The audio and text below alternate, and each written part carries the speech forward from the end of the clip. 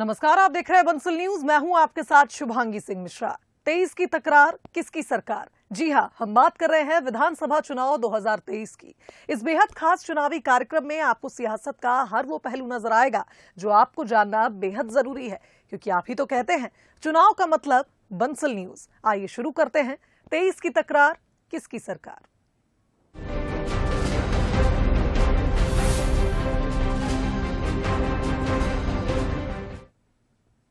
सबसे पहले बात इलेक्शन टुडे की। इलेक्शन टुडे में आज की खबर है 36 का आंकड़ा। विधानसभा चुनाव नजदीक है तो बीजेपी और कांग्रेस अपनी अपनी रणनीति पर काम करती दिख रही हैं। खासकर बीजेपी। इस बार बीजेपी का फोकस कांग्रेस के गढ़ों में सेंध लगाने पर है। जी हां, बीजेपी कांग्रेस की उन 36 सीटों पर ज्यादा फोकस कर रही है जहां कई सालों से कांग्रेस का कब्जा है। बीजेपी सुलझाएगी 36 का आंकड़ा। इस बार बीजेपी की नजर उन सीटों पर है जहां वो लंबे समय से नहीं जीत पाई और ऐसी कुल 36 सीटें हैं जिन पर बीजेपी सालों से जीत दर्ज नहीं कर पाई। अब ये माना जा रहा है कि बीजेपी गुजरात और यूपी फॉर्मूले के जरिए इन सीटों पर जीत दर्ज करने की योजना बना रही है। जाहिर है कि बीजेपी 2023 के विधानसभा चुनाव में इन सीटों को काफी गंभीरता से ले रही है। वो हर कीमत पर इन सीटों पर जीत दर्ज करना चाहती है।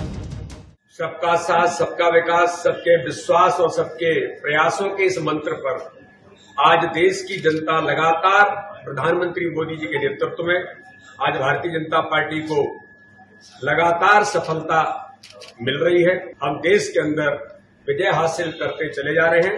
2023 के अंदर भी मध्य प्रदेश में भारतीय जनता पार्टी ऐतिहासिक बहुमत के साथ माननीय प्रधानमंत्री मोदी जी के नेतृत्व में इस मध्य प्रदेश में भी इतिहास बनाई।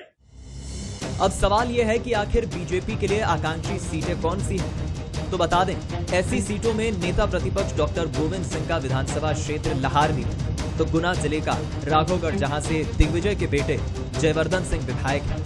इधर खरगोन जिले की कसरावत सीट जहां पर सचिन यादव विधायक हैं। साथ ही भोपाल उत्तर सीट जहां से आरिफ अकील लगातार जीत कर आ रहे हैं। अब बीजेपी इन सीटों पर सेंध लगा पाएगी, ये बात की बात है। लेकिन कांग्रेस का दावा है कि इन सीटों के साथ पूरे प्रदेश में कांग्रेस की जीत तय है। जीवन संपर्क जो जिन नेताओं का आपने नाम लिया, इन लोगों ने जनता से बनाया है और संगठन भी इन क्षेत्रों में कांग्रेस का मजबूत है, तो कांग्रेस अपने गढ़ को बरकरार रखेगी बावजूद इनके दौड़ों के, इनकी कूटनीति के, इनके रणनीति के, धन बल, शासकीय तंत्र का बल जितना भी है सब कुछ लगाते हैं। बावजूद उसके ये जो क्षेत्र हैं जिनका आपने नाम लिया कांग्रेस का साथ देंगे। कांग्रेस के गढ़ बन चुके इन इलाकों में राजपुर की सीट भी शामिल है, जिससे कांग्रेस नेता बाला बच्चन चुनाव जीत कर आते हैं। ऐसी सीटों को जीतने के लिए बीजेपी ने फॉर्मूले पर काम करना शुरू भी कर दिया है। लेकिन बीजेपी के लिए 36 के आंकड़े से पार पाना इतना आसान नहीं होगा, क्योंकि कांग्रेस भी इस बार पूरी तैयारी के साथ मैदान में नजर आ रही है। Bureau report, Bansal news. Election today में आज की दूसरी खबर है दिग्विजय सिंह का विंध्य दौरा, या यूं कहें बीजेपी के बाद कांग्रेस का मिशन विंध्य। चुनावी साल में सीटों के गणित के लिए विंध्य को साधने के लिए दोनों दलों के लिए काफी ज्यादा जरूरी है विंध्य, और इसी लिहाज से केंद्रीय गृह मंत्री अमित शाह और सीएम शिवराज के बाद अब कांग्रेस से दिग्विजय सिंह विंध्य का दौरा करने जा रहे हैं। मध्य प्रदेश में नवंबर 2023 में विधानसभा चुनाव होने हैं। ऐसे में विंध्य को साधने के लिए भाजपा और कांग्रेस दोनों की पैनी नजर है। एक तरफ जहां केंद्रीय मंत्री अमित शाह, ज्योतिरादित्य सिंधिया और मुख्यमंत्री शिवराज सिंह चौहान लगातार विंध्य का दौरा कर रहे हैं, इसके साथ ही अब कांग्रेस में भी कमलनाथ और दिग्विजय सिंह विंध्य को साधने में लग गए हैं। जैसे जैसे विधानसभा चुनाव नजदीक आ रहे हैं, वैसे वैसे विंध्य की ओर नेताओं की दौड़ तेज होती जा रही है। केंद्रीय गृह मंत्री अमित शाह और सीएम शिवराज के बाद अब पूर्व मुख्यमंत्री दिग्विजय सिंह विंध्य का दौरा करने जा रहे हैं। 10 मार्च से 12 मार्च तक 3 दिन विंध्य में रहकर दिग्गी कांग्रेस कार्यकर्ताओं की बैठकें लेकर उनकी नब्ज टटोलेंगे। बैठक में दिग्विजय सिंह एक एक अध्यक्ष से बात कर उनके क्षेत्र में दिए गए टास्क की स्टेटस रिपोर्ट भी तलब करेंगे। इतना ही नहीं, निष्क्रिय और काम में लापरवाही करने वाले पदाधिकारियों की रिपोर्ट बनाकर पीसीसी चीफ कमलनाथ को सौंपेंगे। माननीय दिग्विजय सिंह जी और कमलनाथ जी पूरे प्रदेश में दौरे करेंगे और उनके साथ सारे लीडर करेंगे। और अभी 3 दिन के विशेष दौरे पर दिग्विजय सिंह जी विंध्य जा रहे हैं। विंध्य को अर्जुन सिंह और श्रीनिवास तिवारी के जमाने से कांग्रेस का गढ़ कहा जाता था, लेकिन साल 2018 में हुए चुनाव में कांग्रेस को विंध्य में करारी हार का सामना करना पड़ा। विंध्य की 30 सीटों में से 15 सीटें ऐसी हैं जहां कांग्रेस पिछले 3 विधानसभा चुनावों से लगातार हार रही है। 2018 के चुनाव में भी कांग्रेस को 6 सीटें ही मिली थी। 2018 के विधानसभा चुनाव में पूर्व नेता प्रतिपक्ष अजय सिंह अपने गढ़ चुरहट विधानसभा से 6000 से ज्यादा वोटों से हार गए थे, जबकि 2008 विधानसभा चुनाव में कांग्रेस को महज 2 सीटें ही मिल पाई थी। विंध्य लोकसभा की 4 सीटें भी बीजेपी के पास हैं। ऐसे में दिग्विजय की कोशिश इस इलाके में पार्टी की स्थिति को मजबूत करने पर है। हालांकि दिग्गी के दौरे पर बीजेपी तंज कस रही है। अच्छी बात है।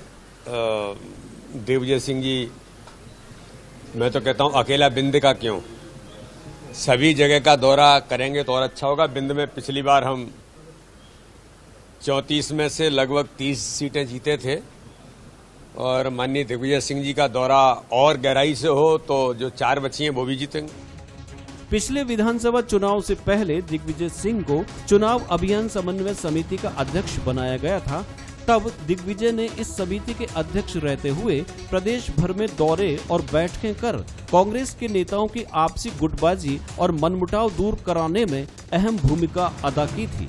अब फिर से दिग्गी उसी भूमिका में नजर आ रहे हैं।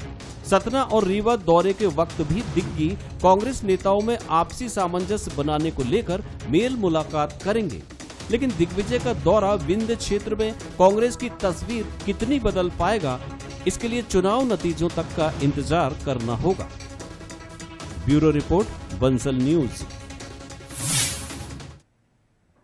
और चलिए अब ग्वालियर चंबल के सियासी गलियारे पर भी नजर डाल लेते हैं। पूर्व केंद्रीय मंत्री माधवराव सिंधिया की जयंती पर बीजेपी ग्वालियर में राष्ट्रीय मैराथन दौड़ का आयोजन कर रही है। बीजेपी के इस आयोजन को लेकर कांग्रेस ने विरोध करना भी शुरू कर दिया और कांग्रेस का कहना है कि बीजेपी को उधार का सिंदूर लेने की पुरानी आदत है। तो इधर बीजेपी का कहना है कि माधवराव किसी एक पार्टी के नहीं थे, वे हर किसी के दिल में बसते हैं। बीजेपी बोली हमारे, कांग्रेस बोली हमारे, किसके माधव। चुनावी समर में माधवराव सिंधिया को अपना बताने की होड़ बीजेपी और कांग्रेस में शुरू होती दिख रही है। पूर्व केंद्रीय मंत्री माधवराव सिंधिया की जयंती 10 मार्च को है। उनकी जयंती पर बीजेपी ग्वालियर में मैराथन का आयोजन कर रही है और इस आयोजन को लेकर कांग्रेस आपत्ति जता रही है। कांग्रेस का कहना है कि उनके पास जनता के बीच जाने लायक कोई नेता नहीं बचा है। ऐसे में वो अब हमारे नेता का सहारा लेकर अपनी राजनीति चमका रहे हैं। आज जो भी कुछ विकास के मसीहा अगर माधवराव सिंधिया कहलाते हैं तो कांग्रेस में रह के उनने विकास किया और कांग्रेस में रह के उनने इस पूरे अंचल में जो जो विकास कर सकते थे उनने करके एक अपनी अच्छी भूमिका अदा करी और वो कांग्रेस के थे, कांग्रेस के रहेंगे क्योंकि कांग्रेस के वो नेता थे। आज चूंकि अब इनको यहाँ कुछ दिख नहीं रहा है ग्वालियर चंबल संभाग में, तो अब ये नया स्वरूप लाए।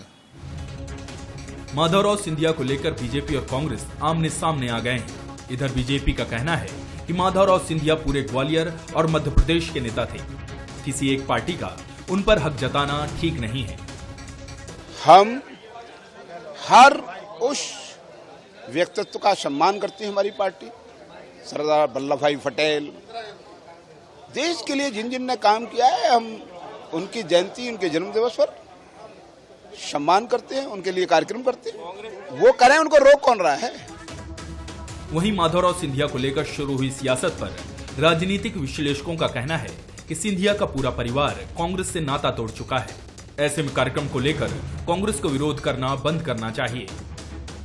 अब सिंधिया परिवार का कोई भी सदस्य कांग्रेस के साथ नहीं है। ज्योतिरादित्य सिंधिया उनके बेटे हैं, वो नहीं है। उनकी 2 बहनें राजनीति में, वो नहीं है। परिवार का कोई भी सदस्य नहीं है। पहले तो ये रहता था कि माधवराव या ज्योतिरादित्य कांग्रेस में आधा परिवार था, आधा था। तो इसलिए अब कांग्रेस को उस पर क्लेम करना भी बंद करना चाहिए। ज्योतिरादित्य सिंधिया के बीजेपी में शामिल होने के बाद बीजेपी माधवराव सिंधिया को लेकर कार्यक्रम आयोजित करती आ रही है। इसके पीछे बीजेपी का तर्क है कि माधवराव सिंधिया ने अपना पहला चुनाव जनसंघ के टिकट पर लड़ा था और जीत भी दर्ज की थी, जबकि वो लंबे समय तक जनसंघ में शामिल भी रहे।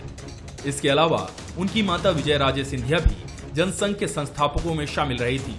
वहीं कांग्रेस का माधवराव सिंधिया को लेकर अपना ही तर्क है। कुल मिलाकर विधानसभा चुनाव से पहले माधवराव सिंधिया को अपना बताने की होड़ अब सियासी जंग में तब्दील होती जा रही है।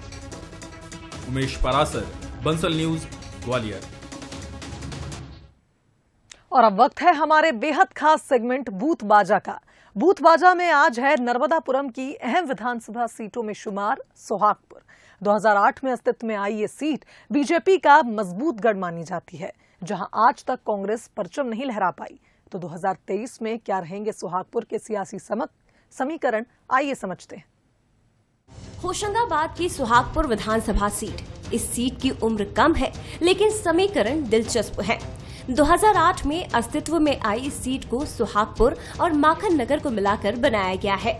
ऐतिहासिक रूप से ये सीट काफी समृद्ध है। सोहागपुर को प्राचीन काल में श्रेणिकपुर के नाम से जाना जाता था। जमनी सरोवर, कमानिया गेट नगर को 2 भागों में बांटती पलकमती नदी यहाँ की पहचान है। साथ ही यहाँ कुम्हारों की बनी सुराही पूरे प्रदेश में मशहूर है। प्राकृतिक रूप से भी यह इलाका काफी समृद्ध है, जहाँ सतपुड़ा टाइगर रिजर्व लोगों को आकर्षित करता है। या यूँ कहें कि जब से सीट अस्तित्व में आई है, तब से यहाँ बीजेपी का कब्जा है। बीजेपी के विजयपाल सिंह लगातार 3 बार से विधायक हैं और जीत का चौका लगाने की तैयारी में है। क्षेत्र में कराए गए विकास कार्यों और शिवराज सरकार की योजनाएं गिनाते हुए बीजेपी ये दावा कर रही है कि 2023 में एक बार फिर बीजेपी की जीत होगी। देखिए, हम कोई प्रत्याशी को कभी किसी चुनौती के रूप में नहीं देखते। हम अपने विकास के काम पर चुनाव लड़ने की बात करते हैं। हमने विकास किया, इसलिए हमारे पास सामने कांग्रेस की कोई चुनौती नहीं। मैं नौजवानों के लिए, रोजगार के लिए मैंने काफी लंबे समय से काम कर रहा हूं और मैंने सबसे पहले ITI दोनों जगह, चाहे माखन नगर हो चाहे सोहागपुर हो, ITI खुलाने का काम किया। उसके माध्यम से बच्चों को रोजगार के अवसर खुलते हैं। साथ में मैंने कॉलेज की जो बात कही है, कॉलेज में माननीय मुख्यमंत्री से निरंतर बात कर रहा हूँ कि सोहागपुर के अंदर खासगी कॉलेज हो, लेकिन माखन नगर में जो कॉलेज की जीर्ण बिल्डिंग थी, उन बिल्डिंगों को मैंने नई बिल्डिंग बनाकर बच्चों को देने का काम किया है। साथ साथ में दोनों जगह CM राय स्कूल की स्थापना करने का काम किया है। स्वास्थ्य के प्रति भी हम निरंतर सजग हैं और स्वास्थ्य की बिल्डिंग बनाने का भी हमने दोनों जगह काम किया, चाहे सोहागपुर हो चाहे माखन नगर हो। कांग्रेस पिछले 15 साल से यहाँ जीत की बाट जो हो रही है। प्रत्याशी बदले, लेकिन नतीजा नहीं बदला। इस बार भी कांग्रेस से कई दावेदार हैं, लेकिन दावा किया जा रहा है कि एकजुटता के साथ चुनाव लड़ेंगे और कांग्रेस को जीत दिलाएंगे। अब अगर किसी ने गुटबाजी करने का प्रयास किया तो मैं समझता हूं कि ये ठीक बात नहीं है कि आप 4 साल 5 साल पार्टी की सेवा करते हो और आखिरी के 10-12 दिन 2-3 दिन में जो भी कुछ करते हो वो ठीक बात नहीं है। और इस बार कांग्रेस का कार्यकर्ता जो बूथ कमेटी हम लोग बना रहे हैं, तो हम किसान कांग्रेस की बूथ कमेटी बना रहे हैं, हम सेवा दल की बूथ कमेटी बना रहे हैं, हम यूथ कांग्रेस की बना रहे हैं। अगर कोई पर्टिकुलर किसी बूथ पर कोई कार्यकर्ता किसी नेता के टिकट नहीं मिलने से नाराज होंगे तो कम से कम 3 हमारे संगठन और भी खड़े रहेंगे। हम ये प्रयास हम पहली बार कर रहे हैं।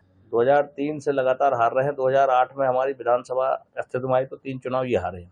तो जहां 3 या 4 चुनाव हम लोग हारे हैं, वहाँ प्रत्याशी मैं समझता हूँ कि पहले घोषित हो जाना चाहिए। इस सीट पर मुद्दे कई हैं। पर्यटन और धार्मिक स्थलों के विकास के साथ साथ रोजगार और शिक्षा भी बड़ा मुद्दा है। सोहागपुर में वो हुई है, मगर ऐसा वो नहीं हुआ है जिससे हमें कोई लाभ मिला हो। आज तक 15 सालों में जो होते आ रहा है, उसका कोई भी लाभ हमें नहीं मिला है। गर्ल्स के लिए सेफ्टी जरूरी हो, और ऐसा नहीं है कि आगे भी बहुत सी चीजें हैं जो गर्ल्स के लिए नहीं है सोहागपुर में, वो होनी चाहिए गर्ल्स के लिए। इस क्षेत्र ने कई दिग्गज राजनेता, कवि और विद्वान दिए, लेकिन विकास के मामले में अभी तस्वीर ज्यादा कुछ नहीं बदली। 15 साल से सत्ता में काबिज बीजेपी यहाँ विकास के दावे करती है, तो कांग्रेस उपेक्षा का आरोप लगाकर सीट पर कब्जा करने का जतन कर रही है। दावे और वादे दोनों तरफ से हैं, लेकिन देखना होगा कि 2023 में सोहागपुर का सरताज कौन होगा। पवन सिंह चौहान, बंसल न्यूज, सोहागपुर। तो सोहागपुर के सियासी समीकरणों को समझने के बाद आइए इसके सियासी इतिहास पर भी नजर डाल लेते हैं। होशंगाबाद जिले की अहम विधानसभा सीट सोहागपुर मानी जाती है। बता दें कि विधानसभा में कुल 2,33,812 मतदाता है। 2008 में ये सीट अस्तित्व में आई थी, जिसके बाद से लगातार इसे बीजेपी का गढ़ माना जाता है। लगातार 3 बार से यहां पर बीजेपी के विजयपाल सिंह जीत दर्ज कर रहे हैं और कांग्रेस अब तक बीजेपी के इस किले को नहीं भेद पाई।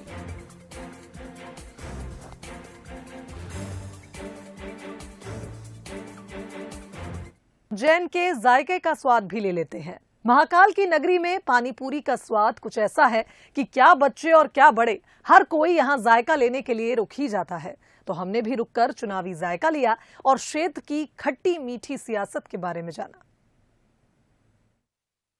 बंसल न्यूज की खास पेशकश में आज हम लाए हैं चुनावी जायका, जो पानीपुरी का स्पेशल जायका है। जायका किस और करवट लेगा, कैसा रहता है पानीपुरी का स्वाद, आज हम जानने निकले हैं। और इसमें के जो जायका निकलता है, किसी को खट्टा पसंद है तो किसी को तीखा पसंद है। और इसी घटनाक्रम में इस बार जो चुनावी घटनाक्रम होगा वो किसकी तरफ स्वाद लाएगा, हम जानने निकले हैं। उज्जैन में जो आप देख सकते हैं, जो पानीपुरी की दुकान है, बड़ी फेमस दुकान है। रोज सुबह 8 बजे से लेकर रात्रि 11 बजे तक पानीपुरी का स्वाद ऐसा ही चलता है और इनका जो जायका है वो लाजवाब देता है। हम कुछ ग्राहक जो खड़े हैं उनसे भी बात करते हैं। सबसे पहले तो इनके पानीपुरी का स्वाद कैसा लगता है?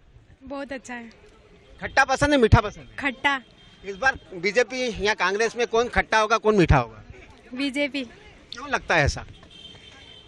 बजट सब अच्छा है उसका। देख सकते हैं कि युवाओं की और भी प्रतिक्रिया जानने के लिए निकले हैं और भी देखते हैं स्वाद कितना लाजवाब है इनकी पानीपुरी का, कि यहाँ पर सुबह से लेकर रात्रि तक भीड़ ही भीड़ रहती है और अलग अलग प्रकार से स्वाद देते हैं। क्या कहेंगे, इनके पानीपुरी का स्वाद कैसा लगा? बहुत अच्छा, बहुत बढ़िया। खट्टा है, मीठा है? खट्टा मीठा दोनों। इस बार चुनाव आना है, चुनाव में क्या लगता है कि खट्टा रहेगा या मीठा रहेगा? और क्या लगता है कि किस वक्त कौन सी पार्टी काम करती है? कांग्रेस जो है खट्टी रहने वाली है और बीजेपी को थोड़ा मीठा स्वाद मिलने वाला है, मेरे हिसाब से ऐसा मुझे लगता है। ऐसा क्यों लगता है? किसने क्या काम किया है, कितना? क्योंकि आप यूथ है, यूथ के ऊपर डिपेंड करेगा चुनाव। जी, बीजेपी जो अपने मैनिफेस्टो देती है, मुझे लगता है कि वो उस पर वर्क करती है। और मेरे एरिया में, जहाँ मैं आसपास के एरिया से आती हूँ, वहाँ भी बीजेपी का ही कार्यकाल चल रहा है, तो मुझे ऐसा लगता है कि बीजेपी ज़्यादा पावर में रहने वाली है। आप क्या कहेंगे, आपने पानीपुरी का स्वाद चखा है? मैं कहना चाहूँगी कि इस बार जो खट्टे मीठे का जो माहौल बना हुआ है चुनाव में, अब देखते हैं कि किस ओर ऊँट करवट लेता है, खट्टा या मीठा, बीजेपी या कांग्रेस। जो भी युवाओं के हित में जो बात करेगा वही इस देश पे अब राज करेगा। कहीं ना कहीं इस बार का जो युवा ही इस बार करवट लेगा, क्योंकि इस बार जो चुनाव होगा ये युवाओं पे डिपेंड करेगा। आपने भी पानीपुरी का स्वाद चखा है, क्या लग रहा है इस बार स्वाद किसकी तरफ होगा, कांग्रेस की तरफ या बीजेपी की तरफ? काम दोनों में से कोई भी करे, हमें तो काम से मतलब है। मेन चीज़ ये है कि अगर कोई भी आता है, काम अच्छा होना चाहिए, बस। क्या क्या काम हुए हैं अभी तक, क्या उम्मीद लगाए हैं सरकार से? सभी को उम्मीद है, मुझे अकेली को नहीं है, क्योंकि हम ये चाहते हैं कि युवाओं के लिए भी बहुत कुछ हो। उज्जैन में कोई ऐसा स्कोप नहीं है और होना चाहिए। बहुत सारे नेताओं लोगों को सोचना चाहिए, क्योंकि अधिकतर आप देख रहे हैं बहुत सारे युवा लोग बेरोजगार ही घूम रहे हैं। तो बस यही बनती है कि बेरोजगारी पे ज़्यादा फोकस रहे इन लोगों का, बस। Thank you. कहीं ना कहीं युवाओं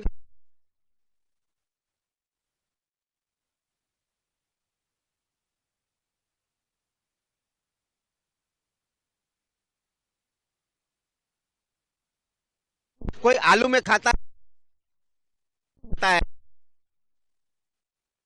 सबको इनके स्वाद की जो तारीफ है वो करते ही बनती हैं। भैया, आपने भी पानीपुरी का स्वाद लिया, क्या कहेंगे इनकी पानीपुरी का? बहुत बेस्ट है, सबसे अच्छी लगी। मैं फर्स्ट टाइम आया हूँ, बहुत अच्छी लगी मुझे। बात करें स्वाद के बीच में, इस वर्ष चुनावी घटनाक्रम होना है।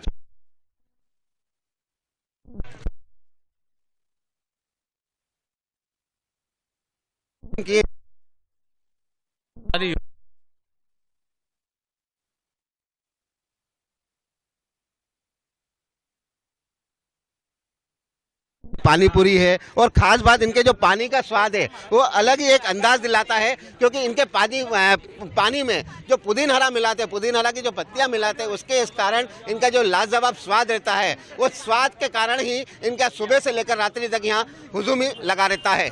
गगन परिहार के साथ संतोष कृष्णानी, बंसल न्यूज, उज्जैन। तो इसी के साथ हमारी खास पेशकश में फिलहाल इतना ही। दीजिए इजाजत, नमस्कार।